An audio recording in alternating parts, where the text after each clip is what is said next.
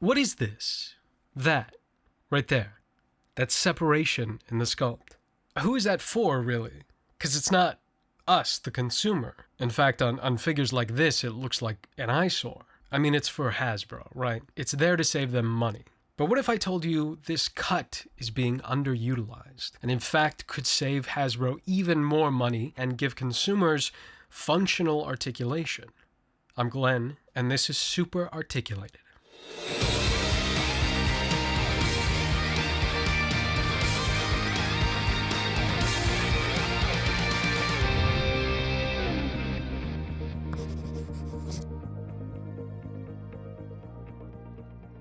So what is this cut? Well, it came from the 2022 Vulcan body, which was designed as a replacement to the 2012 Bucky Cap Buck. And one of the unnamed features of this body is this cut, this reintroduction of the pseudo forearm cut.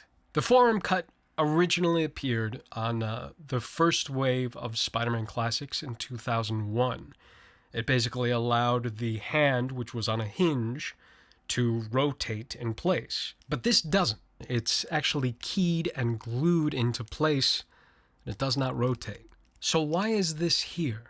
On a lot of superhero costumes, at least male superhero costumes, they feature gloves, which creates a separation in the forearm of the design. And on Vulcan here, it allows the upper and lower forearm to be cast in two separate colors without the use of deco. That's important.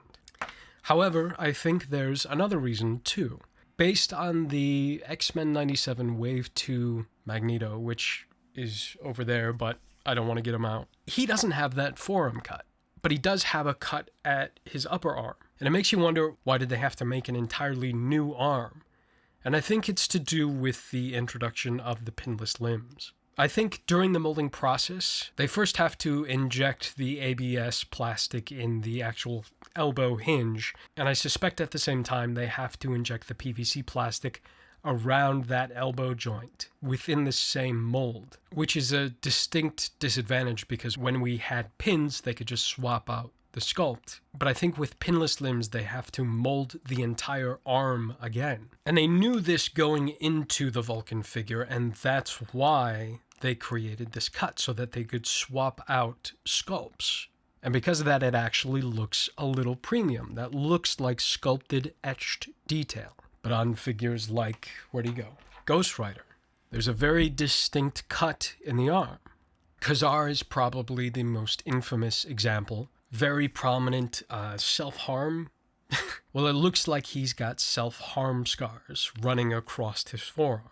It makes you think, why haven't they just sculpted an entirely new arm without that cut? But whatever. But then you get to certain characters whose gloves aren't perfectly straight across their forearm. Like, for example, the Void Wave Vision. Most of his glove is molded in yellow plastic, but then they have to do what they designed this forearm to avoid. They have to finish the detail of the glove with deco.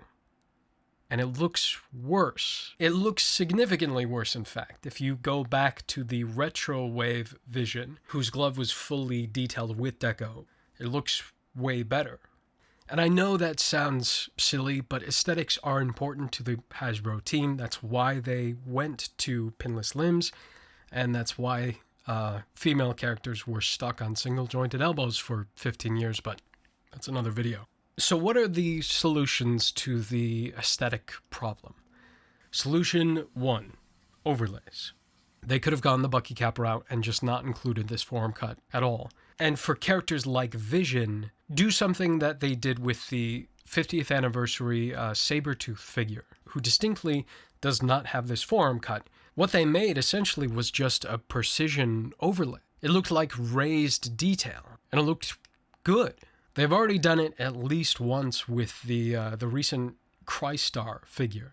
When they were sculpting the figure, they knew they were going to reuse it for Warbow. So they sculpted the forearm without the cut and just used an overlay for his glove. So that's one solution, but it's not a very interesting solution. Solution 2, ankle pivot. You know that Maximum Spider-Man figure? That did something different. They still included the cut at the forearm, but they didn't key it into place. They actually made a peg for it. And yes, it would have been spinning in place, but what if you fixed that?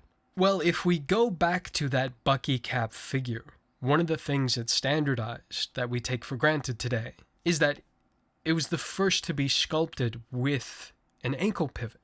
Before 2012, in the Dark Ages, feet used to have hinges that plugged into the bottom of legs.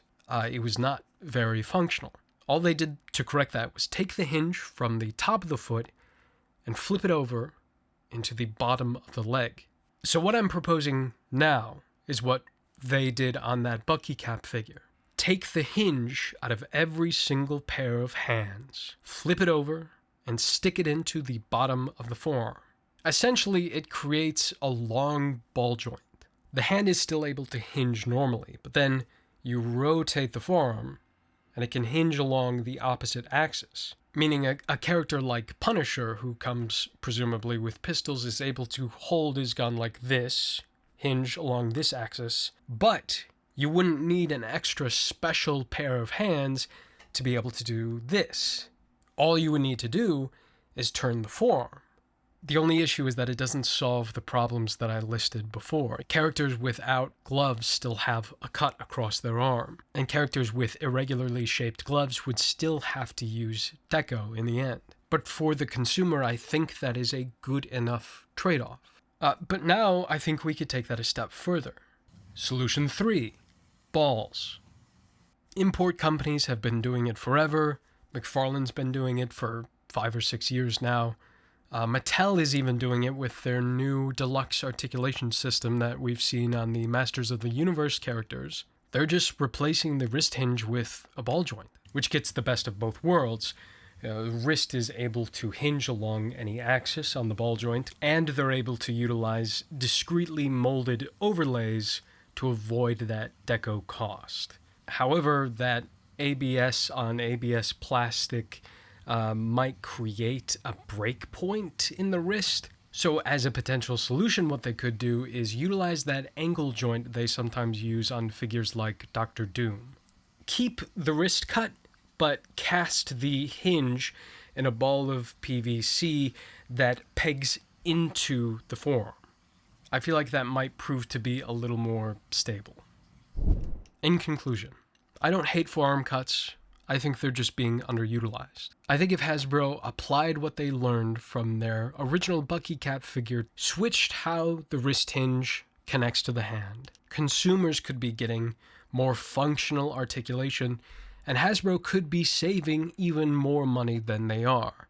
It saves on the use of glue, it saves on labor, it saves on deco, and each additional pair of hands no longer need their own individual hinges, saving on piece count significantly, while still allowing forms to be cast in separate colors and swap out new sculpts. But now I would genuinely like to know what you think. Do you like this idea, or do you not care? Would you like Hasbro to stick with these forearm cuts or move on to ball joints like every other company has? Do you have any of your own ideas or potentially hot takes? I've got one. If Hasbro really wanted to penny pinch, I've been talking a lot about DC Universe Classics, their figures did not have hinges at all. And I think at least for fists that don't really need to do this, they could nix the hinge. And hopefully, God, not increase the MSRP to $29.99. But if you like this video, I would appreciate a like, subscribe if you like this kind of stuff. I seem to be posting more of it. Let me know if there are any other topics you'd like me to cover. I think I'm going to take all my giant scripts that I had written 2 years ago and piecemeal them in videos like this. I'm Glen, and this is Super Articulated. I'm sorry, I'm still super nasally. I don't know if I'm over my cold or if it's just allergies or what. That's what you're not hearing every time I create a cut.